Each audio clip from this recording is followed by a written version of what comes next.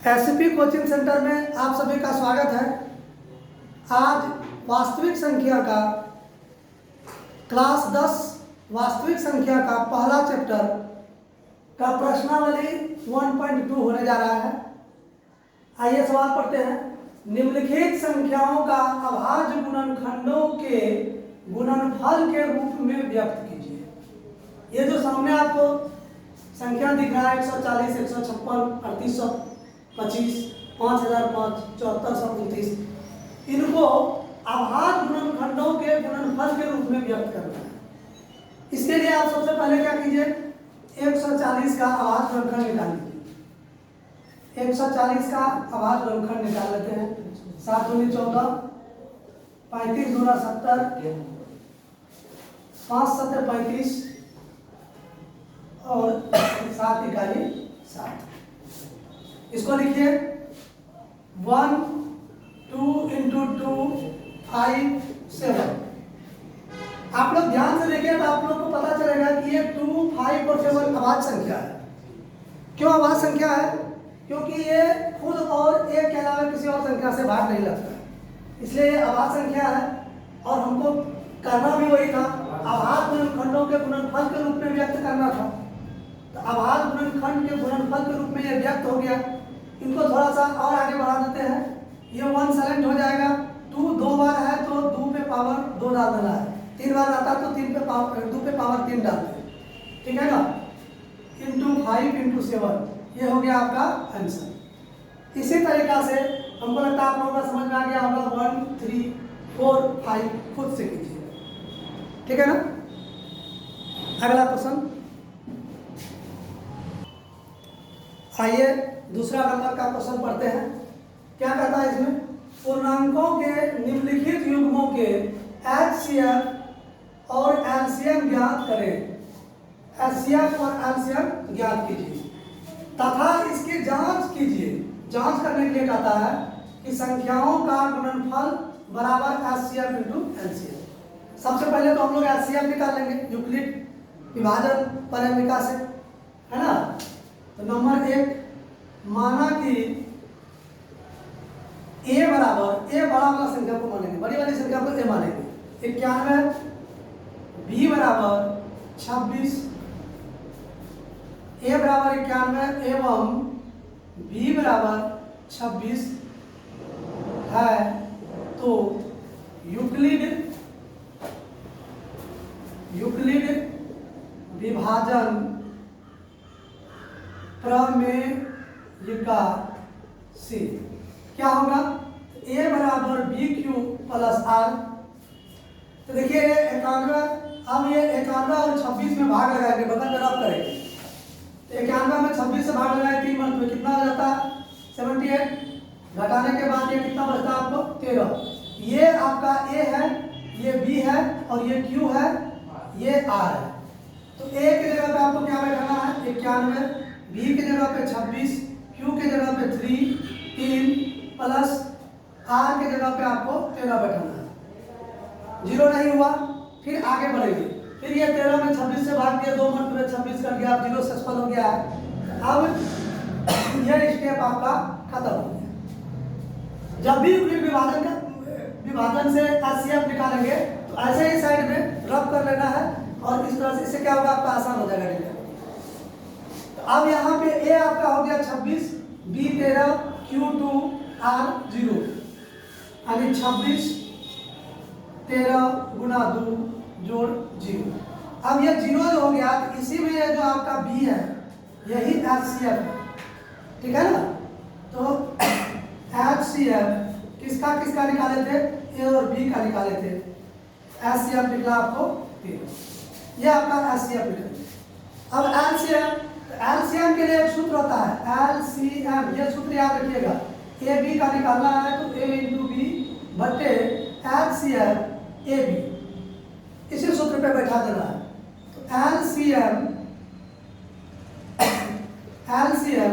ए और बी का निकालना है। तो सूत्र क्या है ए बी का? ए इंटू बी बटे एलसीएम ए बी। आपका ए इंटू बी, ए कितना है आपको? 91 गुना 91 गुना 26 बी क्योंकि आपका 26 है बटे HCF कितना निकला था 13 सत्ते 91 खत्म। सो गुना कर दीजिए 7 6 के 42 के 2 हाथ में 4 और 7 दूनी 14 4 18 182 आपका निकल गया LCM। अब आपको LCM और LCM प्राप्त हो गया। LCM 13 LCM 182। अब कहता है जांच भी करने के लिए कहता जांच कीजिए कि दो संख्याओं का गुणनफल LCM बराबर LCM इंटू HCF होता है या LCM इंटू LCM होता है, दोनों बराबर होता है। तो आइए बगल में जांच करते हैं इसको।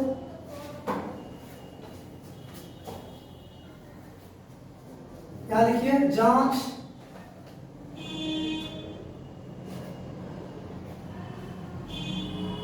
दो संख्याओं का गुणनफल, तो दो संख्या आपका ए और बी है।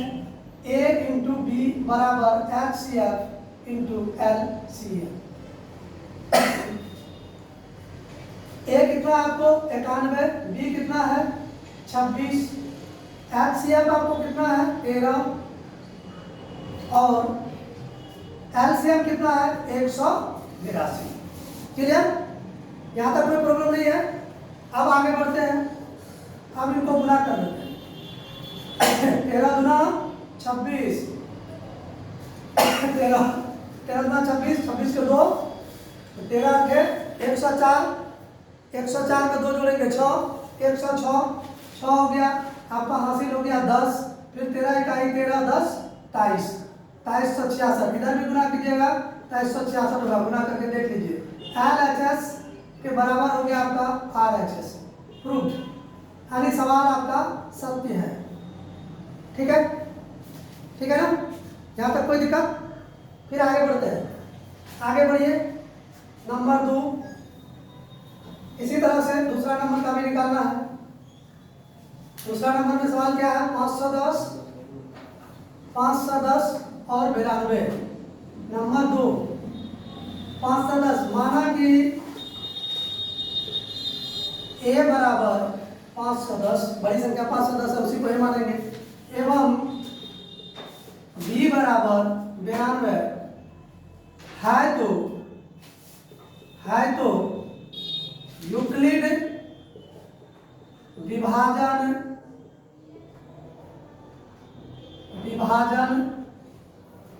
प्रमेयिका से यूक्लिड विभाजन प्रमेयिका से ए बराबर बी क्यू प्लस आर।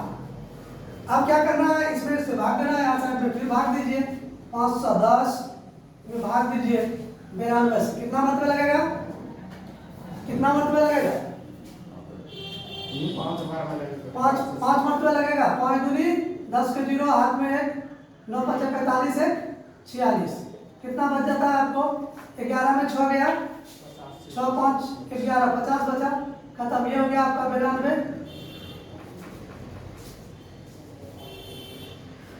50 दूनी 100 हो जाता है, एक मतलब लगाइए 2 9 में से 5 गया 4 42।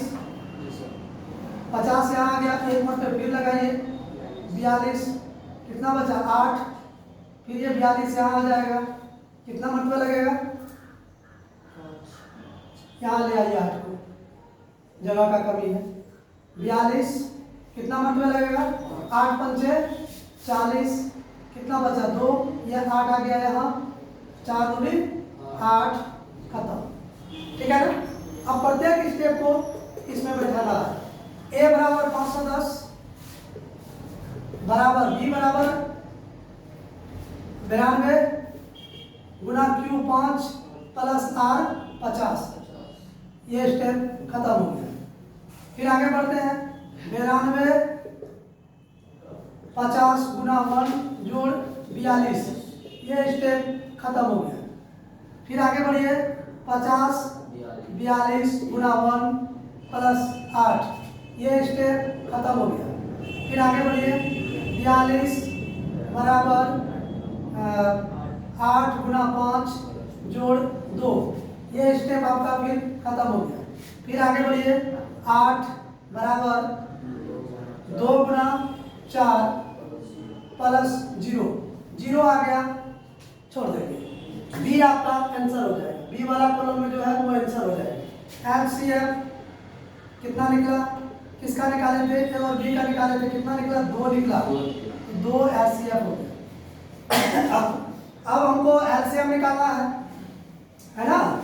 एलसीएम निकालने के लिए सूत्र बताए थे, क्या सूत्र बताए थे एलसीएम का, एलसीएम बराबर किसका एलसीएम निकालने थे, ए बी, आप पोस्ट में लिख दीजिए, ए इंटू बी बटे एलसीएम ए बी, ठीक है। अब ए कितना है आपका, ए है आपको 510, बी कितना है आपका 99 बटे एचसीएफ कितना निकला आपको, एचसीएफ निकला था 2, कटा दीजिए, 25 दूनी 50, एक बचा हुआ है 10, 5 दूनी 10, कितना निकला। इन दोनों को गुणा कीजिए, गुणा भी करके देना पड़ेगा, गुणा कीजिए, गुणा कीजिए आप, 255 गुणा 92, 2 से लगा, 5 दूनी 10 की 0 हाथ में, 5 दूनी 10 के 11 के हाथ में, 2 दूनी 4 1 5, 510, 9 5 45 के 5 हाथ में 4, 9 5 45 4, 45 4 49, 49 के 9 हाथ में फिर 4 हो गया, 9 दूनी 18 4 22, कितना आ गया 0 6 9 5 14 4 हाथ में 3, 23,460, कितना आया 23,460, आंसर क्लियर हो गया। अब आपको एलसीएम निकल गया, अब इसका जांच भी करना है उसी तरीके से, अब इसका जांच भी होगा, हाँ नोट कीजिए, नोट कीजिए, अब इसका जांच कीजिए सही है कि नहीं। जांच करने के लिए देखिए, इसका जांच करके थर्मामीटर लगा के एलसीएम कितना निकला था इसका, जांच कीजिए, ए इंटू बी बराबर एचसीएफ इंटू एलसीएफ, है ना। ए कितना है आपका 510 गुना बी कितना है 92, एचसीएफ कितना है आपको 2, एलसीएम कितना निकला था अभी 23,460 निकला था। अब गुणा करके देखेंगे दोनों तरफ, ये दोनों को गुणा करते हैं तो 46,920 होता है, इन दोनों को गुणा कीजिए 46,920 होगा। एलएचएस बराबर आरएचएस, 46,920 कहाँ निकला, 46,920, ये हो गया आपको प्रूफ।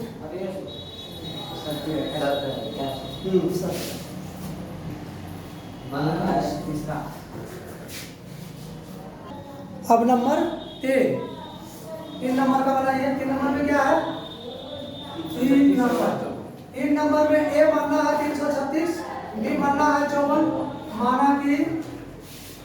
माना कि ए बराबर 336 एवं बी बराबर 54 है, तो यूक्लिड विभाजन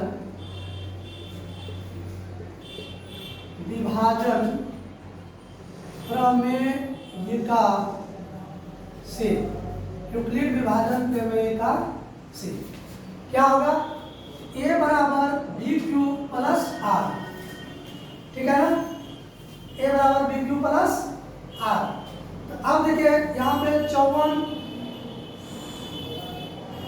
बी, अच्छा ए बराबर 336, बी बराबर 54 मानना है, 40 में 54, ठीक है।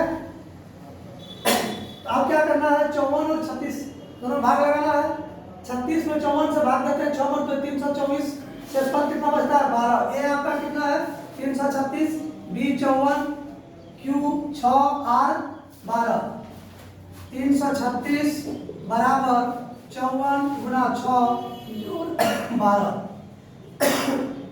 ठीक है। नेक्स्ट में आगे बढ़ते हैं, ये आपका खत्म हो गया। अब आ जाइए 54 बराबर 12 गुना 4 जोड़ 6, ये आपका खत्म हो गया। अब आपका आ जाता है 12 6 गुना 2 जोड़ 0।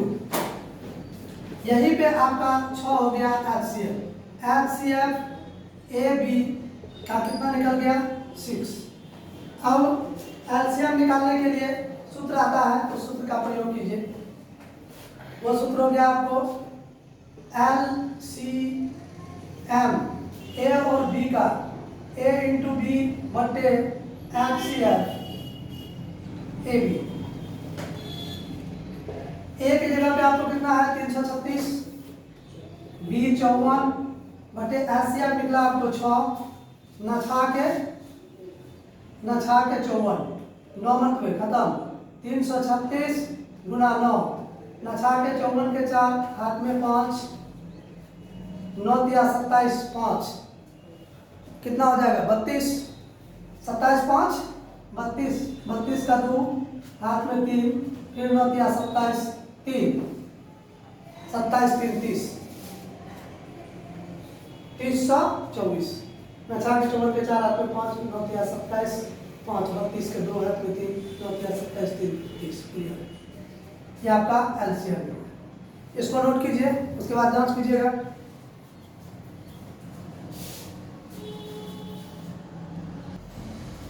अब जांच कीजिए इसको। जांच के लिए क्या करना पड़ेगा, A इंटू बी बराबर HCF इंटू LCM, यही पता करने के लिए दो संख्याओं का गुणनफल बराबर HCF इंटू LCM कर देना है। A कितना है आपको 336, B कितना है 54, HCF कितना निकला था 6, LCM कितना निकला 324। इन दोनों को गुणा कीजिएगा, देखिएगा गुणा क्या हुआ 336 गुना 54 बराबर 18,144। 18,144 बराबर, इसको भी गुणा कीजिएगा तो उतना ही आएगा 18,144। सत्य है, दोनों बराबर हो गया, सत्य है। क्लियर, नोट कीजिए।